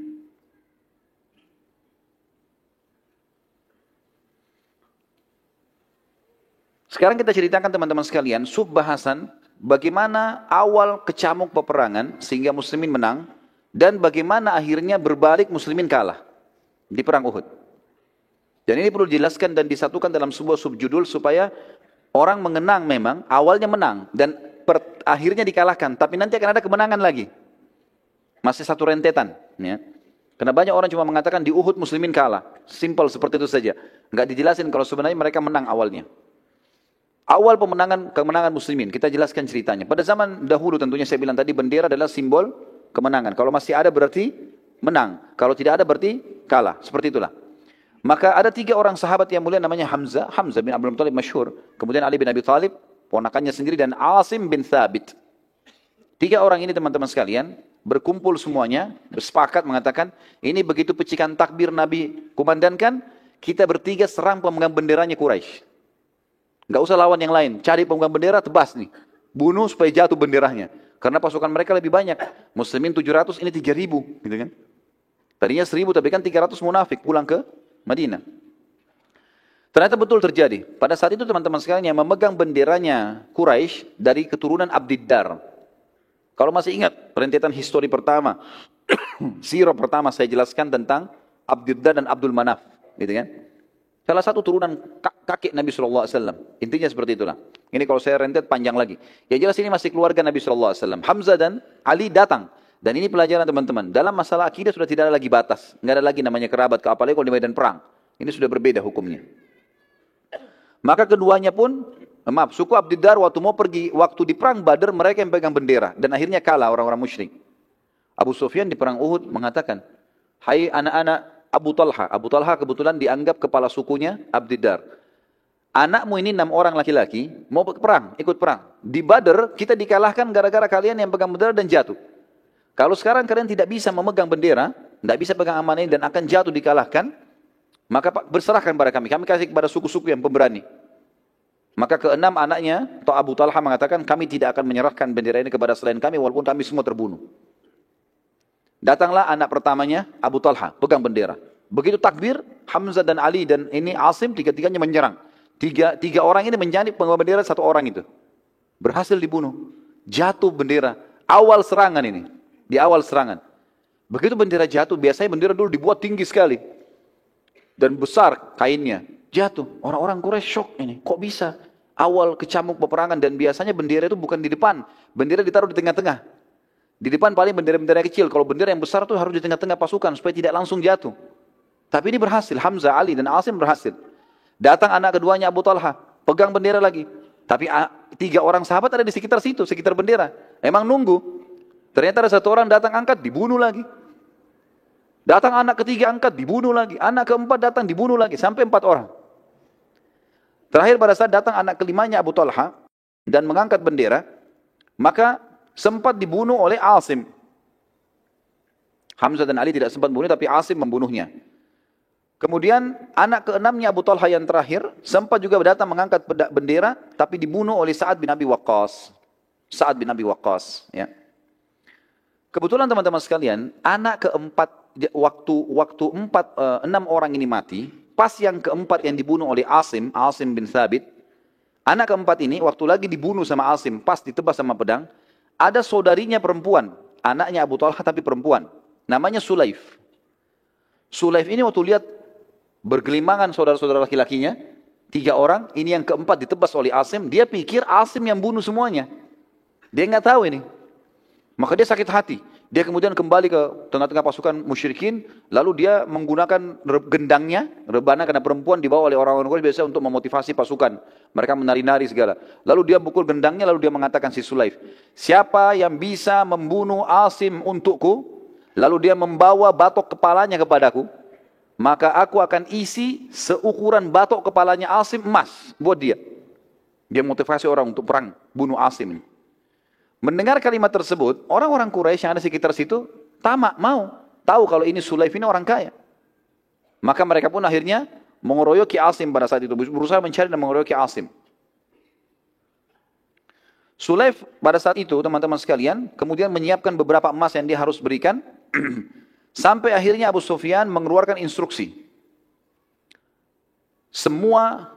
Begini isinya. Sebagaimana mereka muslimin menyerang bendera kita, sekarang kita serang bendera mereka. Karena ini bendera sudah nggak bisa nih. Dan harus ada 1 orang yang memegang bendera dari Abdiddar. Gitu kan. Angkatlah bendera. Maka datang Suwaib tadi. Yang sempat kita sebutkan namanya Suwaib ini adalah budak Abdiddar. Dia datang lalu dia pegang, lalu dia kibar-kibarkan. Sambil pasukan musyrikin berusaha melindungi bendera tadi dan mencari siapa yang memegang bendera dari muslimin. Waktu itu kebetulan yang memegang bendera Mus'ab bin Umair radhiyallahu anhu, nanti kita kisahkan juga bagaimana meninggalnya beliau. Pada saat itu teman-teman akhirnya perang mulai memanas dan target mereka adalah saling menjatuhkan bendera satu sama yang lain. Pada saat itu Hamzah, Ali dan Asim Ketiga orang ini tetap tidak mau, walaupun pasukan Quraisy melindungi pemegang bendera, tetap mereka berusaha bertiga menjatuhkan bendera. Dan Asim pun tetap tidak peduli dengan penawaran Sulaif tadi kepada orang-orang Quraisy. Akhirnya ketiganya berhasil membunuh budak tadi, Suhaib, dan bendera Quraisy jatuh. Gara-gara ini teman-teman sekalian, karena bendera sudah 8 kali jatuh, dan Suhaib waktu jatuh, ditusuk oleh 3 orang sahabat ini, sempat jatuh, dia terpotong tangannya kanan, dia pegang bendera dengan tangan kiri, terpotong tangan kiri, dia pegang dengan tangan kanannya, sampai ditebas, dia jatuh pun ke tanah, dia masih pegang bendera itu. Dia masih berusaha jepit, sampai Sa'ad bin Abi Waqqas datang dan membunuhnya. Pada saat itu, Sa'ad bin Abi Waqqas tentunya membunuhnya bukan dengan pedang, bukan datang ke dia membunuhnya, tapi dari jarak jauh, Nabi SAW melihat pemegang bendera, Suhaib sekarang, dan Hamzah, Ali, dan Asim lagi mengeruyuinya. Begitu dia jatuh, dia masih pegang bendera. Kata Nabi SAW, diambil anak panah kepada Sa'ad, hai Sa'ad, lemparlah, panahkan, dengan taruhan ibu dan ayahku. Ini biasanya orang Arab ucapkan, ini bukan sumpah ya. Artinya, posisimu, aku posisikan, sebagaimana aku hormati kedua orang tuaku. Biasanya orang Arab kalau mau memohon dengan mengucapkan kalimat itu. Maka Sa'ad mengatakan, aku belum pernah melihat ada orang yang mengucapkan kedua kalimat ini. Artinya Nabi SAW mengatakan, aku memposisikan kamu, ya, menghormati kamu sebagaimana aku hormati kedua orang tuaku, kecuali aku. Maka aku pun melepaskan anak panah dan akhirnya Suhaib mati terbunuh. Waktu mati terbunuh teman-teman, bendera Quraisy jatuh, Hamzah, Ali, dan Asim sengaja menginjakkan kuda mereka di bendera Quraisy. Dan akhirnya tidak bisa lagi ada Quraisy yang mendekat. Setiap mendekat diserang, setiap mendekat diserang. Akhirnya kocar kacir semuanya. Pasukan Quraisy kocar kacir pada saat itu. Jadi saking kocar kacirnya, ya, pada saat itu teman-teman sekalian, sampai Muslimin mengatakan, kami menyaksikan di perang Uhud yang hadir ya, seluruh pasukan Quraisy, ribuan orang itu semuanya berlari, meninggalkan harta mereka, meninggalkan kuda mereka, sampai mereka meninggalkan kaum wanita mereka yang ikut-ikutan lari bersembunyi di belakang pohon-pohon kurma dan di gunung-gunung atau bukit-bukit. Padahal itu sebenarnya aib besar bagi mereka ya kalau meninggalkan kaum wanita. Setelah kejadian tersebut teman-teman sekalian, kita sekarang melihat bagaimana kekalahan muslimin. Sudah menang nih sekarang. Sudah kocar-kacir semua. Sampai beberapa sahabat menceritakan, kami melihat kancah peperangan kosong, enggak ada apa-apa. Tidak ada manusia maksudnya, tapi penuh dengan ghanimah. Kekalahan muslimin terjadi teman-teman sekalian. Pada saat 43 orang dari pemanah Nabi SAW yang dipimpin oleh Abdullah bin Jubair di Bukit Pemanah, melihat kejadian tersebut. Di bukit ini teman-teman bisa lihat lebih jauh. Pasukan Quraisy sudah sangat jauh, sudah mengarah ke Mekah. Sudah tinggal kelihatan bayangannya saja. Kayaknya nggak mungkin kembali lagi nih pasukan. Sementara 600 orang pasukan muslim yang dibentuk oleh Nabi SAW selain pemanah kan 700 orang, 650 kan di pasukan. 600 orang sekian itu mengejar ke sana. 600 orang mengejar yang 2000 itu. Siapa yang ketangkap jadi tawanan, seperti itulah. Kurang lebih sisa 50 orang saja, 40-50 orang ini nggak ikut-ikutan menyerang musuh, tapi mereka sibuk mengambil ghanimah, kumpulin ghanimah. Melihat kejadian tersebut, orang-orang ini 43 pemanah ini teman-teman sekalian,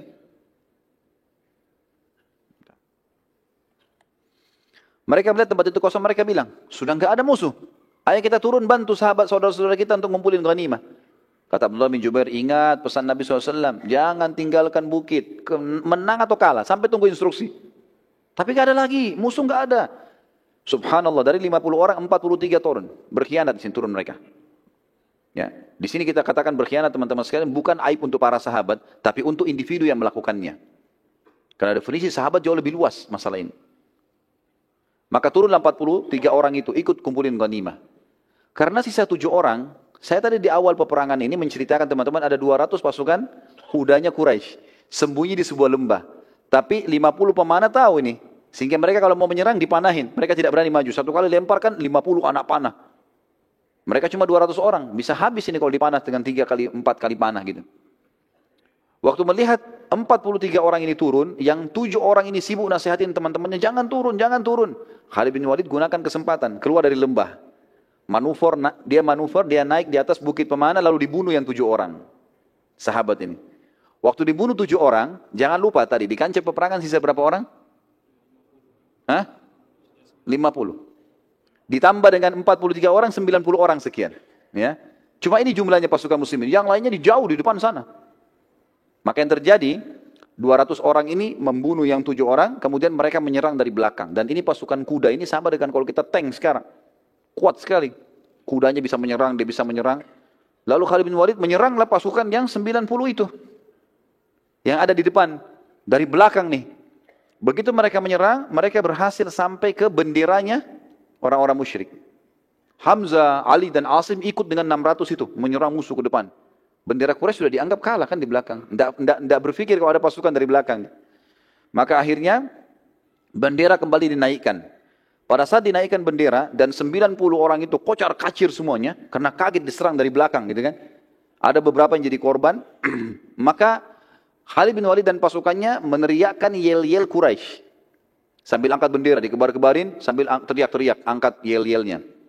Maka orang-orang Quraisy yang dari jauh itu rupanya ada yang dengar, saling mengingatkan, ada bendera berdiri, bendera berdiri. Akhirnya pasukan yang sudah jauh kembali. 2000 lebih itu kembali. Dari belakang 200, pasukan muslimin di sini 600 ada di tengah-tengah. 2000 ini kembali nyerang. Gitu kan? Rupanya waktu mendengar yel-yel Quraisy di belakang, pasukan yang 600 muslimin juga balik ke belakang. Ini ada apa ini? Rasulullah ada di belakang ini. Kita harus kembali. Kembalilah 600 orang itu. Itu waktu kembali diceritakan bagaimana kacaunya. Pasukan muslimin kembali. Yang 600 ini yang 90 melarikan diri. Ya, tabrakan dan 200 nyerang dari belakang. Yang 2000 datang dari sana. Jadi sangat luar biasa. Kocar kacir. Sampai ada muslim membunuh muslim yang lain pada saat itu. Kesalahan. Sudah kacau keadaan. Sampai ada yang terbunuh pada saat itu. Di antara kaum muslimin yang terbunuh adalah Yaman.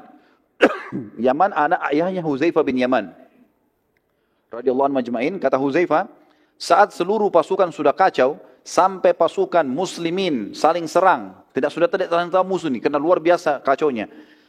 Dan dalam keadaan sangat kacau, sampai-sampai aku menemukan ayahku di antara pasukan yang terserang oleh muslimin sendiri. Dan aku mengatakan, ayahku, wahai muslimin, semoga Allah merahmati kalian. Tapi terlambat. Dan akhirnya Yaman radhiyallahu anhu mati, terbunuh dan dianggap syahid oleh Nabi SAW karena kesalahan. Hudzaifah berkata, semoga Allah memaafkan kalian karena kehilafan ini. Semoga Allah memaafkan kalian, ayahku telah kalian bunuh. Seperti itulah. Dalam situasi demikian teman-teman, Nabi SAW segera mengambil keputusan. Beliau SAW berteriak dengan suara keras, kumpullah di sisiku wahai hamba-hamba Allah. Aku benar-benar utusan Allah. Namun yang mendengar beberapa orang sempat kumpul. Tapi mayoritas pasukan tidak dengar. Dan yang terkumpul di sisi Nabi SAW hanya 9 orang. 7 dari muhajirin. Dan 7 dari Ansar, 2 dari Muhajirin, 9 orang saja. Yang lain pasukan ini sudah kocar-kacir keluar dari kancah peperangan karena diserang oleh musuh-musuh ini. Hal ini terjadi karena luasnya lokasi peperangan dan galaunya keadaan pada pasukan muslimin sehingga mayoritas mereka tidak mendengarkan teriakan Nabi SAW. Terutama pada pasukan terdepan yang merupakan pasukan inti seperti Hamzah, Ali, ya, Zubair, ini yang kuat-kuat semua ini tidak dengar karena mereka jauh dari Nabi SAW. Jadi yang dari 90 ini saja yang coba mendekat, itu pun cuma berapa orang gitu. Dan mereka tersibukkan pada saat itu berusaha mengejar musyrikin yang lari ke Mekah, tapi mereka sekarang kembali menyerang. Jadi Hamzah dan Ali juga ini sibuk lagi menghadapi pasukan yang 2000 itu. Dari pasukan depan muslimin ada pemegang bendera, sahabat Nabi mulia Mus'ab bin Umair radhiyallahu anhu yang juga kembali ke arah belakang untuk mengetahui apa yang sedang terjadi. Pada saat situasi kacau, Mus'ab diserang oleh pasukan Khalid bin Walid. Dan mereka berhasil memotong tangan kanannya Mus'ab yang memegang bendera. Lalu Mus'ab memegang dengan tangan kirinya. Kemudian dipotong lagi tangan kirinya. Sisa dengan tangannya dia memegang bendera. Lalu pasukan Khalid bin Walid menusuk dadanya. Dan sebagian riwayat menyebutkan Ibnu Qami'ah yang telah menusuk dada Mus'ab bin Umair dan beliau mati syahid pada saat itu. Dan akhirnya bendera muslimin jatuh. Bendera muslimin jatuh. Dari sisi lain Hamzah dan pasukan muslimin lainnya yang masih di depan tidak menyadari adanya serangan dari belakang. Dan bagaimana kacaunya keadaan pasukan pada saat itu, serta serangan Khalid bin Walid. Pada saat itu pun, waktu Hamzah mulai mau kembali dan melihat kekacauan di sana, ternyata dari belakang juga sudah ada serangan, maka Wahsy menggunakan kesempatan. Wahsy pun akhirnya mengatakan, aku melihat Hamzah, dan aku pun takut mendekatinya. Aku pun takut, dengan dia orangnya kekar, kuat. Kita sudah ceritakan, Hamzah dulu kalau berburu apa? Singa. Di masa jahiliyah. Saking kuatnya fisiknya. Maka Wahsy mengatakan, aku coba mencari peluang di mana aku bisa membunuh orang ini sehingga aku lolos dari keterbudakan. Wahsy pun menceritakan kejadian tersebut berkata, saat tombak aku lemparkan, aku berhadapan dengan Hamzah, maka aku buru-buru melemparkan tombakku dan tertancap di perut Hamzah sampai tembus ke belakang. Sementara Hamzah di atas kudanya. Hamzah tidak terjatuh dan ia malah menghadap ke arahku dan maka aku pun sangat ketakutan. Dan ia terus saja mengejar ke arahku sampai aku berusaha melarikan diri secepat mungkin. Hamzah pakai kuda, tapi dia tertusuk ini, tombak. Orang lain sudah mati ini. Tapi Hamzah dengan izin Allah SWT masih bisa lari. Bahkan Hamzah sempat mendekati Wahsy. Pada saat sudah dekat, banyaknya darah yang mengalir membuat Hamzah akhirnya jatuh. Kata Wahsy pada saat itu pun akhirnya, aku berhasil lolos dari keterburakan karena Hamzah sudah mati. Dan aku mencabut tombakku dari tubuh Hamzah setelah aku yakin pastikan dia sudah meninggal. Tentu dengan berjalannya waktu teman-teman sekalian, Wahsy ini masuk Islam nanti. Masuk Islam, ada kisahnya begitu ya. Dan dia berkata, masih saja aku dihantui perasaan bersalah karena telah membunuh paman Nabi SAW dan tidak akan bisa terbayar kecuali dengan mati syahid di jalan Allah. Dan aku membunuh pemimpin orang kafir yang setimpal kedudukannya dengan Hamzah. Akhirnya Wahsy pun memenuhi niatnya dan dialah satu-satunya yang telah membunuh Musailamah Al-Kadzdzab, orang yang mengaku Nabi. Pada saat akhir hidupnya Nabi SAW dan pada saat Nabi meninggal di pasukan Abu Bakar, Wahsy ikut. Dan Wahsy membunuh Musailamah Al-Kadzdzab dengan tombak yang dia pakai bunuh Hamzah.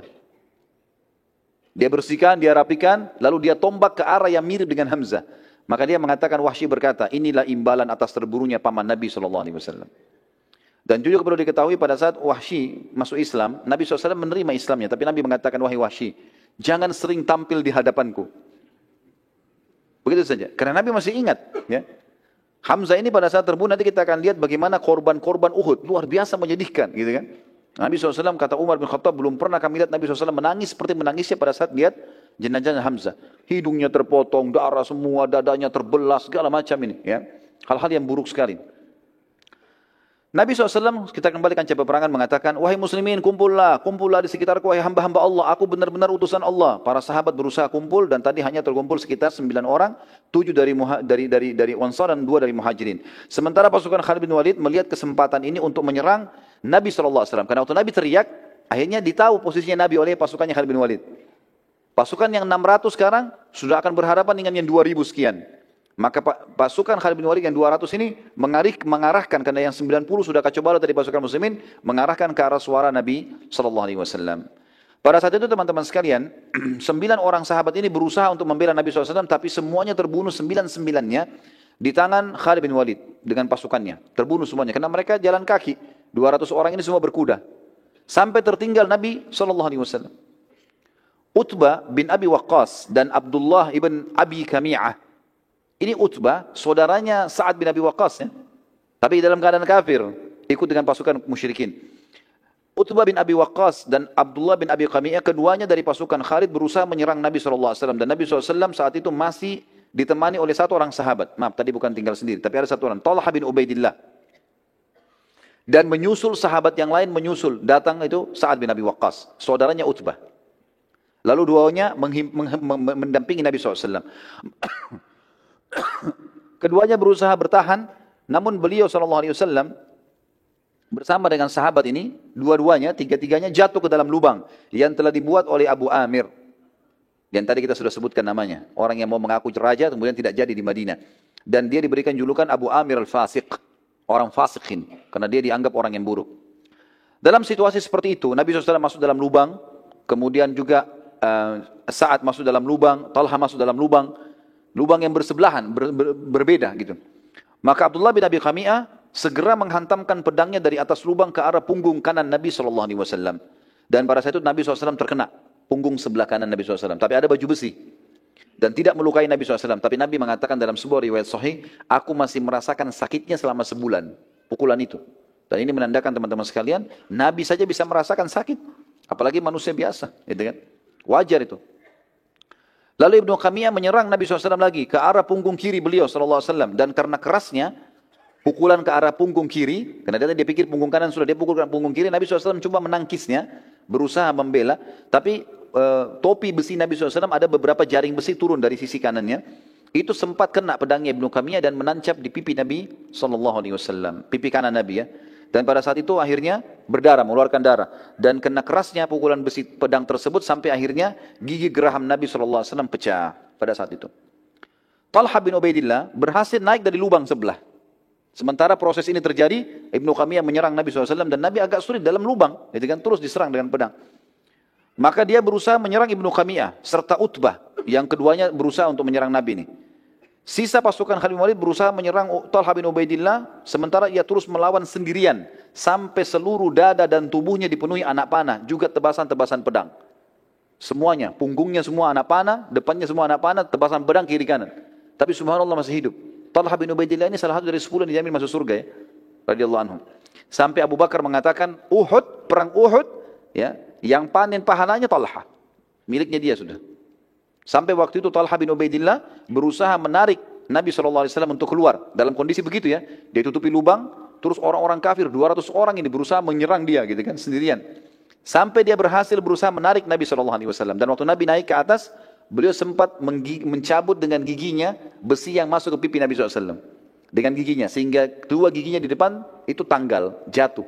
Dan para sahabat mengatakan, kami melihat setelah tanggalnya gigi Talha di Uhud, Allah memberikan dia ketampanan ekstra. Justru Allah buat orang-orang tambah suka melihat wajahnya. Padahal kedua giginya jatuh karena menarik besi itu.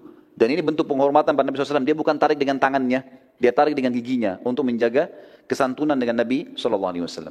Pada waktu yang bersamaan setelah itu teman-teman sekalian, pasukan Khalid bin Walid lagi sibuk menyerang Talha bin Ubaidillah dan Sa'ad bin Abi Waqqas hanya keluar juga dari lubang sebelah.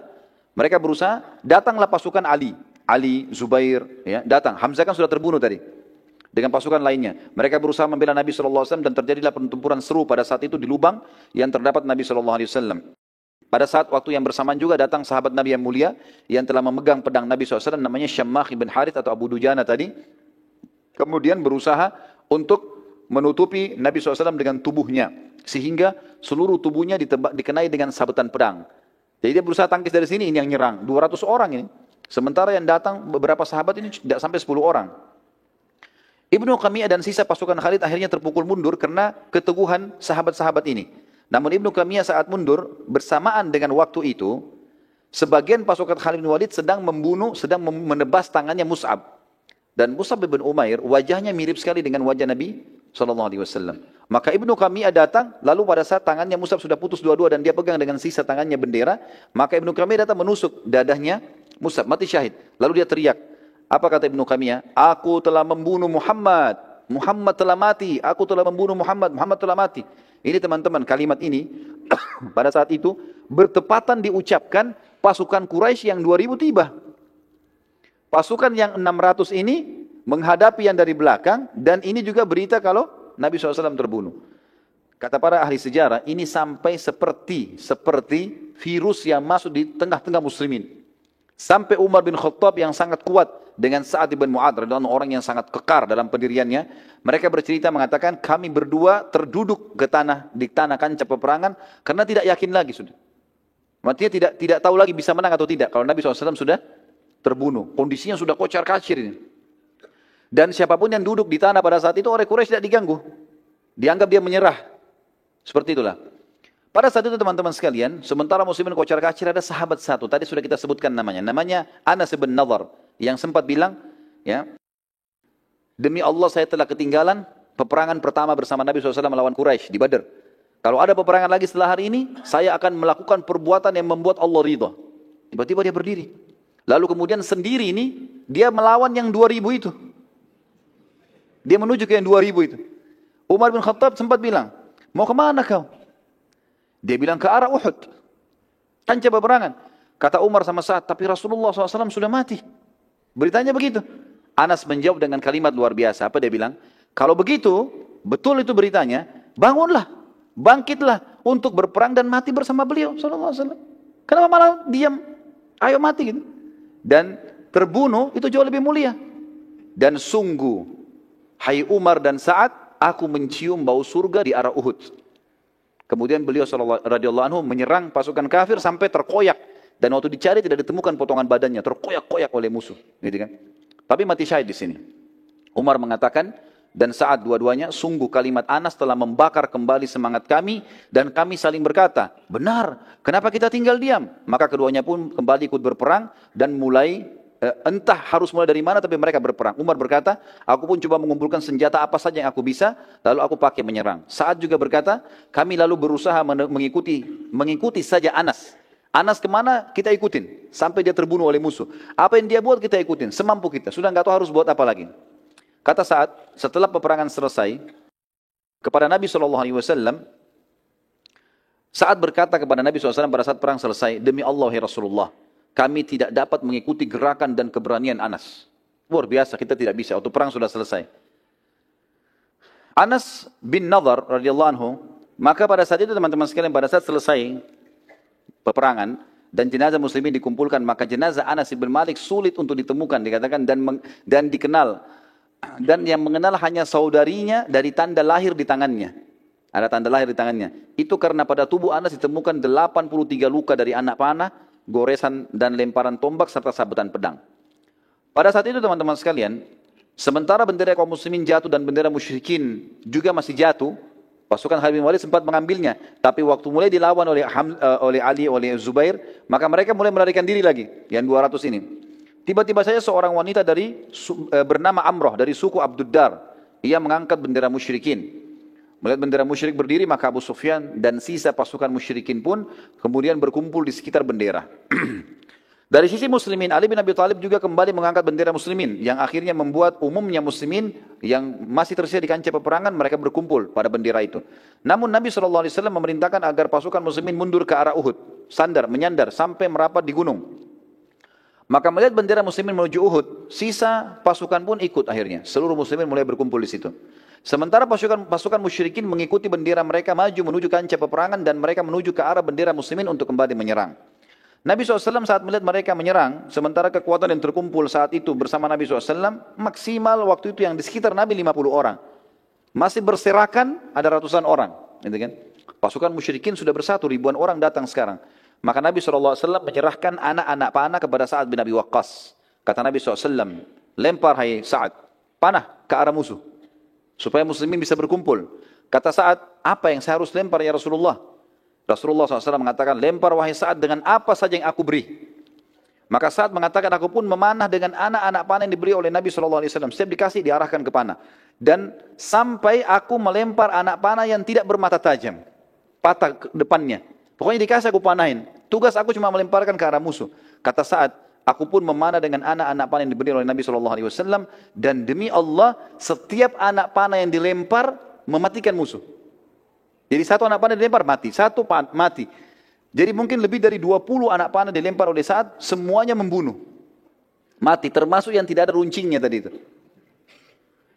Subhanallah, kata ahli sejarah, gara-gara perilaku ini, kejadian ini, orang-orang Quraisy berhenti. Enggak jadi menyerang, yang 2000 itu enggak jadi menyerang. Ini setiap anak panah bunuh satu. Ini bermasalah, padahal cuma Nabi sama Sa'ad, mereka lihat dari jauh. Gitu kan. Pada saat itu muslimin mulai berkumpul dan terpojok, gitu kan. Pasukan Khalid bin Walid dan semua perangkat perang lengkap, mereka semuanya berkuda, kembali juga ingin menyerang. Atur strategi, karena saat sekarang cuma memanah, tapi kalau dari dua sisi yang sekian ratus pasukan dan sekian ribu pasukan ini menyerang semuanya, ini kesulitan akhirnya. Sa'ad pun berkata, lalu aku memanah ke arah pasukan Khalid bin Walid dan subhanallah, setiap anak panah yang aku panahkan lagi membunuh satu prajurit Khalid. Dari 200 itu terbunuh lagi 10 orang, terbunuh lagi 20 orang. Dengan 5-6 anak panah saja, pasukan Khalid bin Walid berjatuhan satu sama yang lain. Bahkan ada anak panah yang dilemparkan, kena satu dan tembus ke orang yang lain di belakangnya. Melihat kejadian tersebut, Khalid bin Walid berhenti. Dan khawatir akan serangan Sa'ad. Ini bahaya. Satu orang tapi memberhentikan begini, tentu dengan hikmah Allah. Melihat pasukan Khalid bin Walid berhenti menyerang, maka dari sisi lain, pasukan inti Quraisy ada satu orang. Pimpinannya, namanya Ubay bin Khalaf. Ubay bin Khalaf ini teman-teman sekalian, orang yang pernah sombong sekali di Mekah. Dia pernah memperlihatkan kudanya, yang memang dia prajuritnya Quraisy. Dia pernah lihatkan dan dia mengatakan, hai Muhammad, lihat kuda ini, lihat pedang ini, lihat panah ini, aku akan membunuhmu dengan ini semua. Kata Nabi SAW, aku yang akan membunuhmu dengannya insya Allah. Waktu masih di Mekah ini ceritanya. Rupanya dia lihat ini, dia sudah dengan pakaian perangnya, dia lihat Nabi SAW. Maka dia sudah mengatur strategi untuk menyerang. Melihat kejadian tersebut, Nabi SAW meminta sebuah tombak kepada Ali bin Abi Thalib radhiyallahu anhu. Dan kata Ali bin Abi Thalib, demi Allah, Nabi SAW memegang lembing tersebut, mundur ke belakang, kemudian melempar ke arah Ubay bin Khalaf. Pada saat dilempar lembing tersebut, kami semua terlempar. Saking kuatnya lemparan Nabi SAW. Di sekitarnya ada beberapa belas orang, itu terlempar semua. 50 orang tadi terlempar, karena kuatnya lemparan Nabi SAW, kata Ali bin Abi Thalib. Dan subhanallah, lembing itu tidak menancap di dadanya Ubay. Dia hanya kena di lehernya Ubay itu, antara topi besi dengan baju besinya ada celah. Kena di situ, nyobek itu saja. Garis sedikit, keluar darah sedikit. Begitu kena, lalu Ubay berkata dengan pasukan Quraisy, Muhammad telah membunuhku. Dia bilang gitu. Ketakutan dia. Dan dia jatuh, teriak-teriak, pegang sakit lehernya. Orang-orang Quraisy datang dekat, mereka mengatakan luka coret sedikit. Dia bilang, demi Allah kalau Muhammad ludahi aku sekarang aku mati.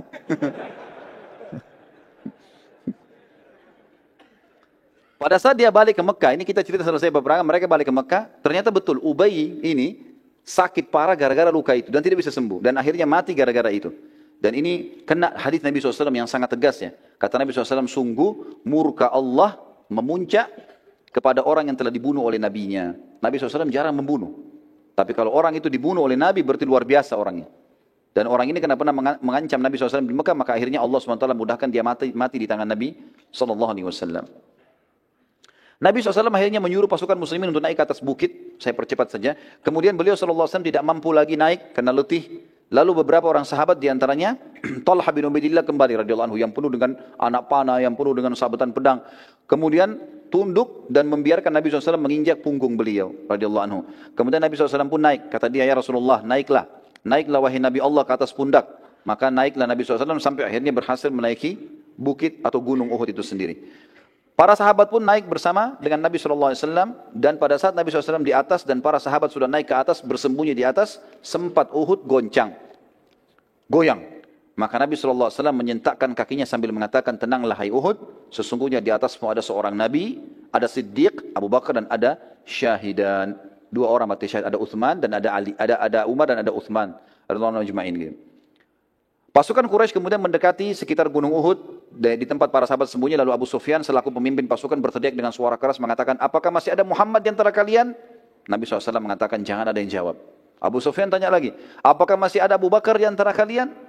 Nabi SAW mengatakan, jangan ada yang jawab. Abu Sufyan tanya lagi yang ketiga kali, apakah ada Umar di antara kalian? Maka Nabi SAW mengatakan, jangan ada yang jawab. Abu Sufyan mengatakan, kalau ketiga orang itu sudah tidak ada, berarti urusan kalian sudah habis. Artinya dia tahu kekuatan muslimin di Nabi, di Abu Bakar dan Umar. Radhiyallahu anhu ajma'in. Umar bin Khattab waktu itu tidak bisa tahan teman-teman sekalian. Lalu kemudian dia teriak mengatakan, semoga Allah menghinakanmu, wahai musuh Allah. Mereka semua masih hidup. Dan Abu Sufyan ini tahu suaranya Umar.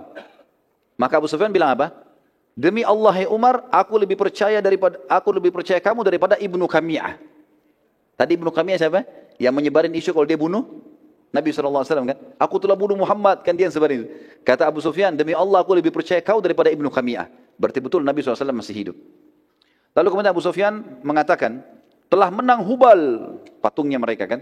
Kata Nabi SAW, tidakkah kalian jawab? Kata Umar, apa kami jawab ya Rasulullah? Kata Nabi SAW, jawab, katakan, Allah jauh lebih mulia dan terhormat. Maka Umar berkata, Allahu a'az wa akram. Allah itu lebih mulia dan lebih terhormat. Abu Sufyan berkata lagi, kami memiliki Al-Lat, dan tidak ada Lat untuk kalian. Lat ini nama patungnya mereka. Umar menjawab, Allah satu-satunya tempat bersandar kami. Abu Sufyan berkata lagi, sungguh inilah imbalan atas kekalahan kami di Badar. Perlu aku ingatkan bahwa pada jenazah-jenazah kalian terdapat mutilasi dan pengerusakan pada jasad mereka yang tidak aku perintahkan dan tidak aku larang. Pasukanku ini ada yang mutilasi loh, ada yang potong-potong tangan, ada yang potong kuping, ada yang potong hidung. Tapi ini tidak aku perintahkan dan aku juga tidak larang karena mereka dendam kejadian di Badar. Umar menjawab, sungguh korban kami pasti masuk surga dan korban kalian masuk neraka. Lalu pasukan Quraisy balik menuju ke arah Mekah teman-teman sekalian. Sementara Nabi SAW dan para sahabat sibuk mengurus jenazah mujahidin. Nabi SAW sempat menanyakan beberapa orang sahabat. Di antaranya Sa'ad ibn Rabi' radhiyallahu anhu yang ada ditemukan di antara korban muslimin. Dan Nabi SAW berkata kepada para sahabat, carikan untuk saya Sa'ad ibn Rabi'. Para sahabat menyebar. Sampai hanya ada seorang sahabat menemukan dia lalu berkata, wahai Sa'ad, Sa'ad lagi penuh dengan darah, lagi sementara mau sakarat. Ya. Maka dia mengatakan, wahai Sa'ad, Rasulullah menanyakan tentangmu. Kata dia, sampaikan salamku kepada Nabi SAW dan katakan kepada beliau, kalau semoga Allah membalas beliau dengan sebaik-baik balasan. Dan ya, sampaikan kepada beliau, kalau Sa'ad sudah mencium bau surga. Lalu kemudian dia bilang, sampaikanlah kepada sukuku bahwasanya tidak ada uzur buat kalian meninggalkan Nabi SAW, sementara kalian tahu kebenaran di bawahnya. Maka matilah di bawah agamanya. Saat berkata, jadi kalimat ini semua diucapkan, kemudian dia mengatakan, aku mencium bau surga, lalu wafatlah Sa'ad radhiyallahu anhu. Terbunuh kurang lebih 70 orang sahabat Nabi di perang Badar, di perang Uhud, di antaranya Hamzah radhiyallahu anhu. Dan kita tutup teman-teman sekalian dengan kisah mutilasinya Hamzah ini ya. Waktu jenazah Hamzah ditemukan, dan pada saat itu Hindun binti Utbah, yang memang dendam dengan Hamzah, dia memanggil Wahsy. Manggil Wahsy kembali, dia mengatakan, belahkan untukku dadahnya, karena aku mau mengambil jantungnya.